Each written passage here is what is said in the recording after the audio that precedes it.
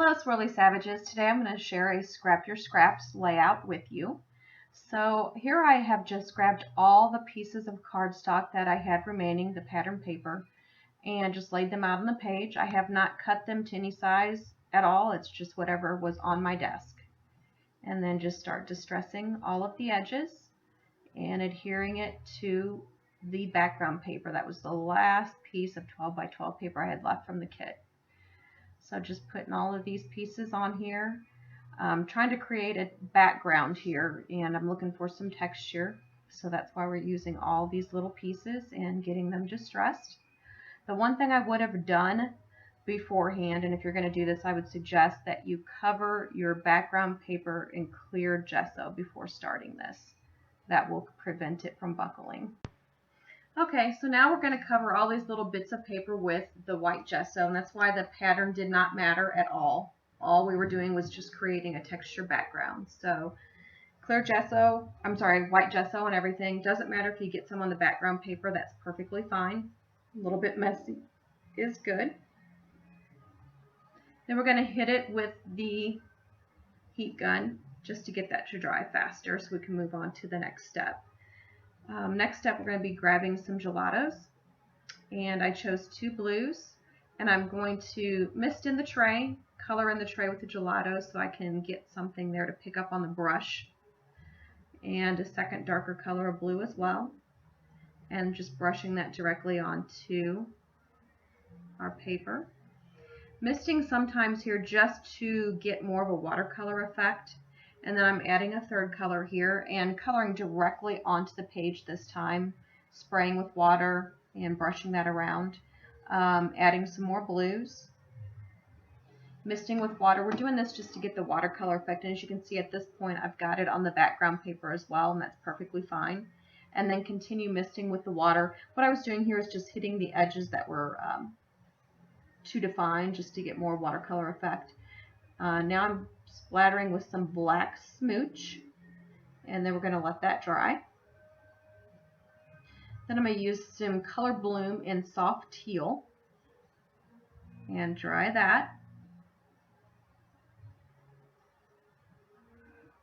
I want to add some more splats on here too.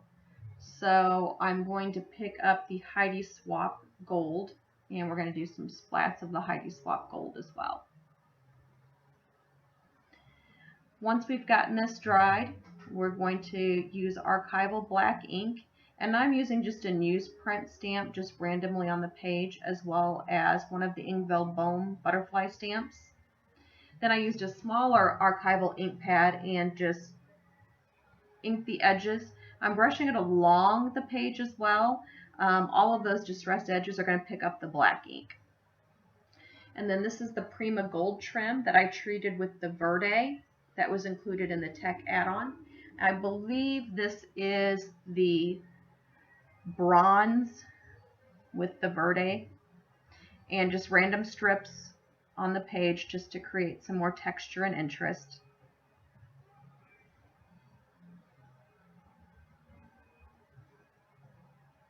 This wasn't pre-planned or anything, just adding it in randomly.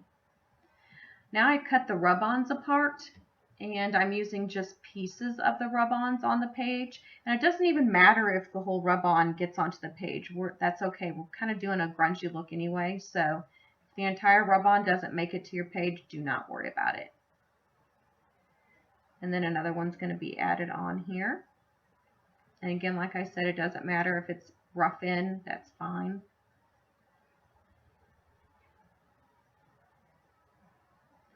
Okay, we're about done with the background here, so we can start figuring out what to do with our picture. Decided to add some bling, so I'm doing bling on here.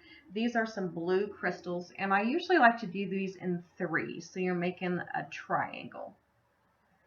Okay, grab some more strips I'm going to use for photo matting, and this is one of the pearl sprays that was included in the kit. I'm just going to leave that behind the picture there.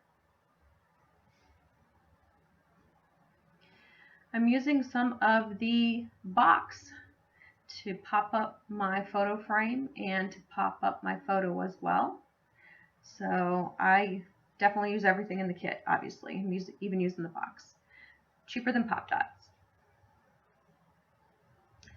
Okay, so now I'm adding some of the butterflies that were included in the Magnolia Lane collection. It was the die cut ephemera set. I didn't like on the smaller butterflies, it still had that pink, so I just fussy cut around that before I put those butterflies down.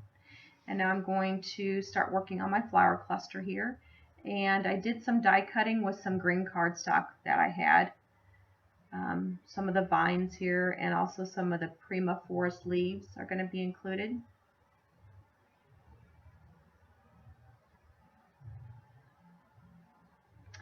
I would tell you that Spellbinder's Tool-in-One, that is awesome for getting the little bitty pieces out of your dies. And I do believe Chrissy has those on pre-order in her shop now if you would like to get one. Okay, now I'm just adding some, doing the door knocker here that was included in the kit. 3D gloss gel works perfect for that. It's going nowhere once it dries. I'm going to start working on the cluster here now. Roughing up the leaves, bending them up a little bit so they're not flat on the page. And there's the forest leaves we're tucking in.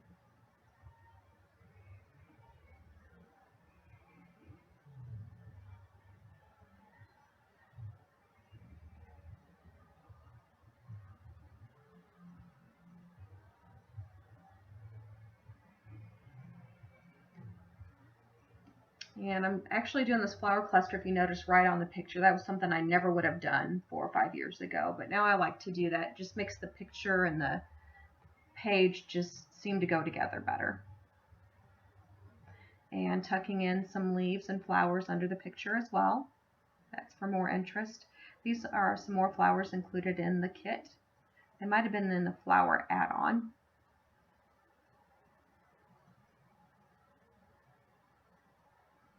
And added some of these teal flowers there from a prior kit. I keep things on my desk from prior kits because they typically are going to go with the next kit as well. And then I tuck some more of the die cut flowers from the ephemera package in around the page, just for some more interest and texture, creating more layers. Added some more bling on here, and again I like to do the bling in threes, so you're making a triangle of some sort when you're doing the bling.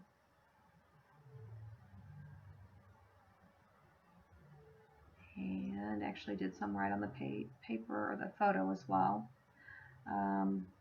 Now this is just a chipboard title that I had, and I'm just going to attach that with some 3D gloss gel. Not even going to treat that at all, just leaving it naked. I think it goes well with that page. And there we are, we're done. Thank you.